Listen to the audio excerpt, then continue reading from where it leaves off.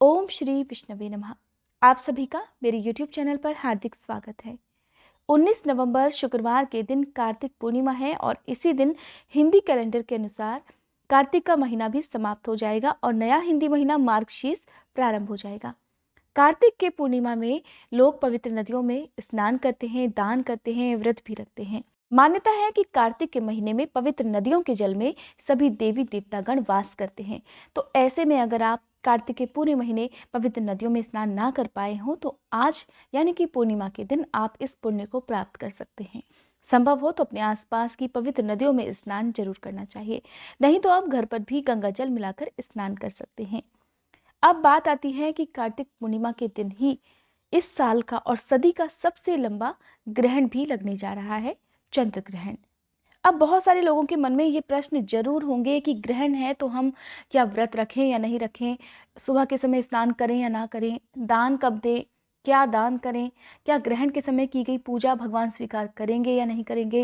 ये बहुत सारे जो प्रश्न हैं वो इससे रिलेटेड हो सकते हैं। तो देखिए, सबसे पहली बात, क्योंकि ग्रहण का जो समय है वो भारतीय समयानुसार जो है वो दिन के समय होने वाला है और वैसे भी जो हिंदू धर्म में पूजा पाठ होती है वो सुबह और शाम के समय ही विशेष रूप से की जाती है। अब पहले मैं आपको बता दूं इस चंद्र ग्रहण के बारे में। देखिए, क्योंकि ये जो चंद्र ग्रहण है ये आंशिक चंद्र ग्रहण है, पूर्ण रूप से नहीं लगने वाला है और जब पूर्ण रूप से ग्रहण लगता है तभी उसका सूतक काल मान्य होता है। तो जब इसका सूतक काल ही मान्य नहीं होगा तो आप अपनी पूजा पाठ आराम से कर सकते हैं, लेकिन फिर भी आपको कोशिश ये करनी चाहिए कि जब सुबह 11:33 से ये ग्रहण प्रारंभ होगा उससे पहले आप अपनी पूजा पाठ वगैरह के जो भी काम है वो पूरी तरह से आप संपन्न कर लें और शाम की पूजा जो है वो ग्रहण की समाप्ति के बाद ही प्रारंभ करें। अगर ग्रहण आंशिक रूप से भी लगे तब भी उसका कुछ न कुछ अशुभ प्रभाव जो है वो वातावरण में फैल जाता है। उनके शुद्धिकरण के लिए हिंदू धर्म में जो है वो गंगा जल छिड़का जाता है या आप लोबान वगैरह भी अपने घर में जला सकते हैं। तो उसके बाद जो है घर के सभी सदस्यों को शाम के समय स्नान जरूर करना चाहिए, उसके बाद ही पूजा पाठ जैसे कार्य करने चाहिए। ऐसी भी मान्यता है कि इसी दिन भगवान शिव ने त्रिपुरासुर नाम के असुर का संहार किया था और जिसके बाद से वह त्रिपुरारी के रूप में पूजे जाने लगे और यही कारण है कि कार्तिक पूर्णिमा को त्रिपुरारी पूर्णिमा भी कहा जाता है। कार्तिक पूर्णिमा के दिन स्नान करने का जो सबसे शुभ समय रहता है वो होता है ब्रह्म मुहूर्त का समय। ब्रह्म मुहूर्त का समय सुबह आप 4:15 बजे तक हर हाल में अगर स्नान कर लें तो बहुत अच्छी बात है, नहीं तो आप बाद में भी स्नान कर सकते हैं। कोशिश करनी चाहिए कि सूर्योदय से पहले पहले आप स्नान करके उगते सूरज को भी आज के दिन जल अर्पित कर सकें। साथ ही अगर नदियों में जाकर स्नान करना संभव ना हो तो आप घर में ही गंगा जल और काले तिल मिलाकर आज के दिन स्नान कर सकते हैं। कार्तिक पूर्णिमा के दिन आप किस तरह से विशेष रूप से पूजा कर सकते हैं, क्योंकि कार्तिक पूर्णिमा के दिन दीप दान करना बहुत ही शुभ माना जाता है। कहते हैं कि अगर आप दीप दान करते हैं तो आपके जीवन में दुखों का जो भी अंधेरा है वो भी दूर हो जाता है। भगवान शिव के साथ साथ विष्णु भगवान और माँ लक्ष्मी जी की भी कृपा आप और आपके परिवार को प्राप्त होती है। पितरों का आशीर्वाद भी आपको प्राप्त होता है और यही कारण है कि पूर्णिमा के दिन हिंदू धर्म में सभी मनुष्यों को चाहिए कि वो पूजा पाठ जरूर करें, अगर उपवास ना भी रख पाएं, और कुछ नियमों का पालन करें, जैसे कि लहसुन प्याज का प्रयोग नहीं करना चाहिए पूर्णिमा के दिन, शुद्ध सात्विक भोजन ग्रहण करना चाहिए अगर आप व्रत नहीं रख पा रहे हैं, हर तरह के बुरे कामों से आज के दिन बचना चाहिए, घर में आपके सुख शांति बनी रहनी चाहिए। कहते हैं कि जिस त्योहार के दिन, जिस व्रत के दिन आपके घर का माहौल जैसा होता है फिर पूरे वर्ष तक वैसा ही बना रहता है। दीपदान करें और कुछ ना कुछ दान जरूर करें। और अगर आप आज के दिन अपने पितरों के नाम से भी दान करते हैं तो कहा जाता है पितरों का भी आशीर्वाद आपको प्राप्त होता है। आइए पहले जान लेते हैं कार्तिक पूर्णिमा की तिथि और शुभ मुहूर्त के बारे में। चंद्रोदय का समय इस दिन क्या रहेगा, पूर्णिमा की तिथि कब से कब तक रहेगी, व्रत किस दिन रखना है, दान और स्नान किस दिन आपको करना चाहिए, किन चीज़ों का दान आप कर सकते हैं। इस बार पूर्णिमा की तिथि 2 दिन तक रहेगी, तो 18 नवंबर गुरुवार के दिन पूर्णिमा का व्रत आप रख सकते हैं और क्योंकि अगले दिन 19 नवंबर को ग्रहण है तो 18 नवंबर आपके लिए शुभ रहेगा। स्नान और दान का जो दिन रहेगा वो रहेगा 19 नवंबर शुक्रवार को। आज के दिन आप ब्रह्म मुहूर्त में उठकर स्नान करें और फिर कुछ न कुछ अपनी सामर्थ्य के अनुसार दान कर सकते हैं। साल 2021 का आखिरी चंद्र ग्रहण 19 नवंबर शुक्रवार को पूर्णिमा के दिन लगने वाला है। तो इसका समय रहेगा सुबह 11:33 से लेकर शाम 5:34 तक। पूर्णिमा की तिथि प्रारंभ हो रही है 18 नवंबर की दोपहर 12:01 से, जिसकी समाप्ति होगी 19 नवंबर की दोपहर 2:27 पर। पूर्णिमा के दिन चंद्र देवता पूर्ण रूप से दिखाई देते हैं, तो ऐसे में चंद्र देवता की पूजा आप 18 नवंबर को कर सकते हैं। 18 नवंबर गुरुवार को चंद्रोदय का समय रहेगा शाम 5:07 पर। इस दिन चंद्र देवता को अर्घ्य अर्पित करके पूजा करनी चाहिए। 19 नवंबर शुक्रवार को सूर्योदय का समय रहेगा सुबह 6:47 और सूर्यास्त का समय रहेगा शाम 5:37 पर। यदि आप स्नान करना चाहते हैं तो सुबह सूर्योदय से पहले पहले आप स्नान कर सकते हैं। 19 नवंबर को चंद्रोदय का समय रहेगा शाम 5:43 पर। हालांकि इस दिन पूर्णिमा की जो तिथि है वो दोपहर में ही समाप्त हो रही है, तो आप अगर चंद्र देवता की पूजा करना चाहते हैं तो 18 नवंबर को रात के समय चंद्र देवता की पूजा कर सकते हैं। कार्तिक पूर्णिमा को क्यों कहते हैं त्रिपुरारी पूर्णिमा? दरअसल पौराणिक कथा के अनुसार तारकासुर नाम का एक राक्षस था। उसके 3 पुत्र थे, तारकक्ष, कमलाक्ष और विद्युन्माली। भगवान शिव के बड़े पुत्र कुमार कार्तिकेय ने तारकासुर का वध किया था। तब तीनों राक्षस अपने पिता की मृत्यु के बदले की अग्नि में जलने लगे, जिसके बाद तीनों ने ब्रह्मा जी की घोर तपस्या की। तीनों की तपस्या से प्रसन्न होकर ब्रह्मा जी ने उनसे वरदान मांगने के लिए कहा। तब तीनों ने काफी सोच विचार कर ब्रह्मा जी से वरदान मांगा कि हमारे लिए 3 अलग नगरों का निर्माण करवाएं, जिसमें बैठकर हम सारी पृथ्वी और आकाश में घूम सकें। 1000 वर्षों बाद जब हम मिलें तो हम तीनों के नगर मिलकर एक हो जाएं, जिसमें इन तीनों नगरों को एक ही बाण में नष्ट करने की क्षमता हो, उसी के द्वारा हमारी मृत्यु हो सके। तब ब्रह्मा जी ने उन तीनों राक्षसों को ये वरदान दे दिया। ब्रह्मा जी के दिए हुए वरदान के अनुसार मय दानव ने उनके लिए 3 नगरों का निर्माण किया और तीनों दैत्यों ने मिलकर तीनों लोकों पर अपना अधिकार जमा लिया। ब्रह्मा जी के वरदान के कारण कोई भी देवता उन तीनों को मारने में सक्षम नहीं हो पाया। तब देवराज इंद्र और देवतागण मिलकर भगवान शिव की शरण में गए।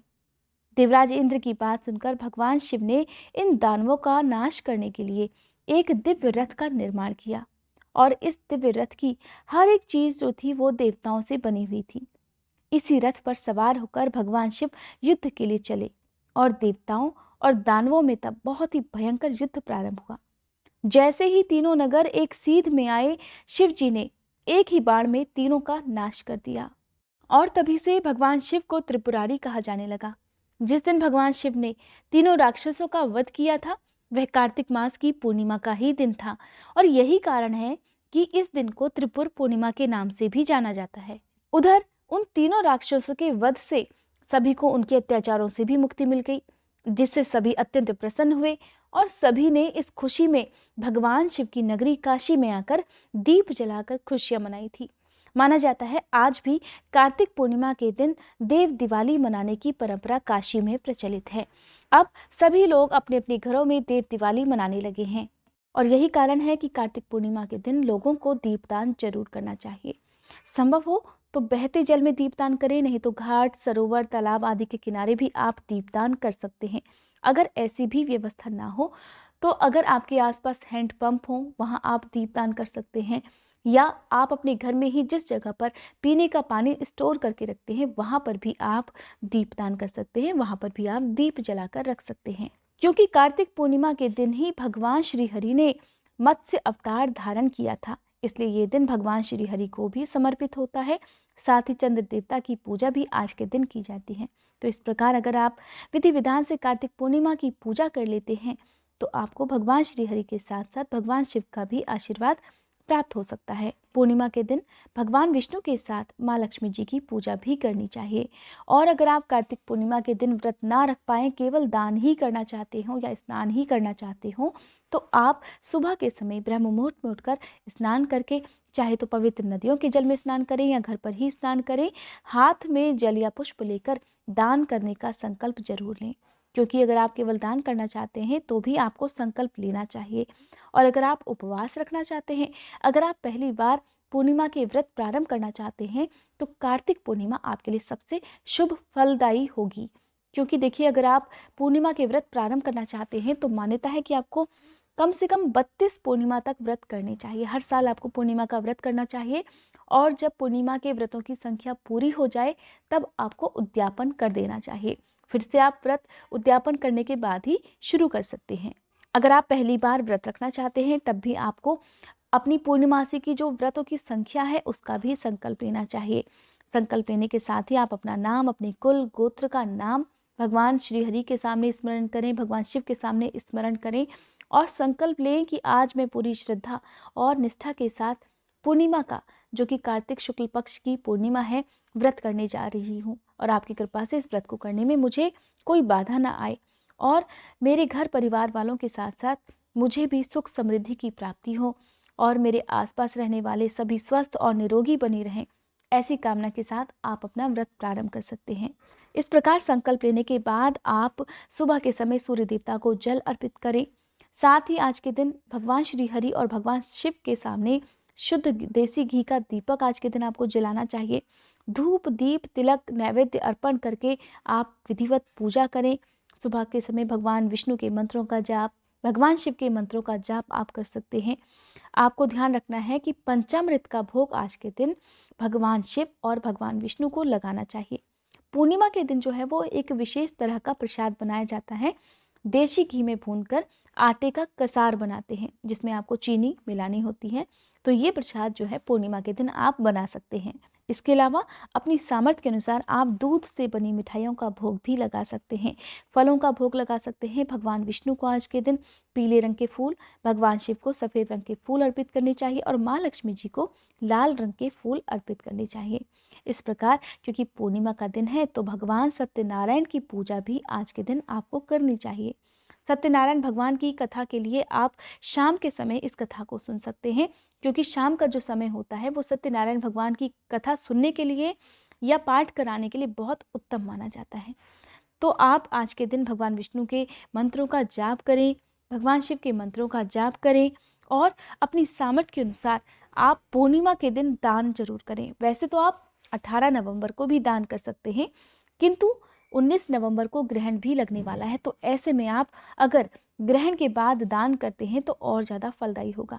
आपके घर में अगर कोई भी प्रेग्नेंट लेडी है तो आप कुछ न कुछ दान उनके हाथ से जरूर कराएं। अगर घर परिवार में कोई भी ऐसा सदस्य है जिसके ऊपर हमेशा परेशानियां आती रहती हैं तो पूर्णिमा के दिन उन्हें विधिवत पीपल के वृक्ष की पूजा करनी चाहिए, जल अर्पित करना चाहिए और साथ ही केले के वृक्ष की पूजा करके आप सूर्य देवता को जल अर्पित करें और फिर अपनी सामर्थ्य के अनुसार कुछ न कुछ दान आज के दिन आपको करना चाहिए। कार्तिक मास में तुलसी जी की पूजा बहुत फल देने वाली होती है। मान्यता है भगवान विष्णु को प्रसन्न करने के लिए आपको तुलसी जी की पूजा भी करनी चाहिए। तो अगर आपने तुलसी जी का पौधा अब तक नहीं लगाया है या आपके घर में तुलसी जी सूखी हुई हैं तो आप उन्हें बदलकर दूसरी तुलसी जी अपने घर पर ला सकते हैं और उनकी पूजा कर सकते हैं। इस प्रकार से आप नियम बना लें कि हर शाम को आप तुलसी जी के गमले में दीप जरूर जलाकर रखेंगे।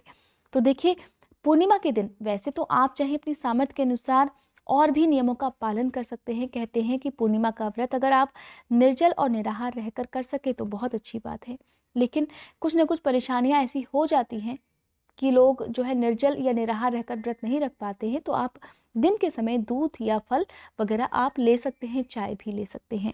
कहते हैं कि जिनकी कुंडली में चंद्र दोष है, चंद्रमा अशुभ प्रभाव दे रहा हो, तो ऐसे लोगों को चंद्रमा की पूजा करनी चाहिए, खासकर पूर्णिमा के व्रत रखने चाहिए और शाम को चंद्र देवता की पूजा भी करनी चाहिए। और देखिए, जो विवाहित दंपत्ति हैं जिनके जीवन में बहुत कलह क्लेश है, जिनका वैवाहिक जीवन मधुर नहीं है, तो उन्हें भी पूर्णिमा के दिन चंद्र देवता को अर्घ देना चाहिए, चंद्र देवता की आरती उतारनी चाहिए और उसके बाद अपनी ही जगह पर खड़े होकर कम से कम 3 बार परिक्रमा करनी चाहिए। पूर्णिमा के दिन आप भगवान शिव और भगवान विष्णु की आरती करें और क्योंकि इस दिन भगवान शिव और भगवान श्री हरि एकाकार रूप में माने जाते हैं, तो आपकी जैसी भी मनोकामना है उसकी पूर्ति के लिए आप पूरे समर्पण भाव से भगवान शिव और भगवान श्री हरि से प्रार्थना जरूर करें। चाहे वो आपके जीवन की कैसी भी समस्या है या कोई भी मनोकामना है, उसे भगवान श्री हरि जरूर सुनेंगे। किन चीज़ों का दान आपको करना चाहिए? देखिए, पूर्णिमा का दिन है, चंद्र दोष से पीड़ित लोगों को सफ़ेद रंग की चीज़ों का ज़्यादा से ज़्यादा दान करना चाहिए। आज के दिन क्योंकि कार्तिक पूर्णिमा है तो आप गर्म कपड़ों का दान कर सकते हैं ऊनी कपड़ों का दान अगर आप करते हैं निर्धन व्यक्तियों को, तब कहते हैं कि कार्तिक पूर्णिमा के दिन सच्चे मन से किया गया दान कभी भी बेकार नहीं जाता। आप आज के दिन अगर व्रत रखते हैं तो शाम के समय आप खीर खाएं, खीर का भोग लगा सकते हैं, क्योंकि पूर्णिमा के दिन खीर का भोग लगाना बहुत अच्छा माना जाता है। और साथ ही आप चाहें तो आज के दिन पक्का भोजन बनाकर उसका भोग सबसे पहले आराध्य देवी देवताओं को लगाएं।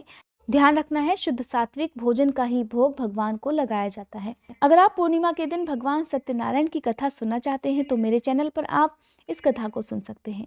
ये थी आज की वीडियो। उम्मीद करती हूँ ये जानकारी आपको पसंद आई होगी। वीडियो अगर अच्छी लगी हो तो वीडियो को लाइक करके कमेंट बॉक्स में विष्णु भगवान की जय लिखना मत भूलिएगा।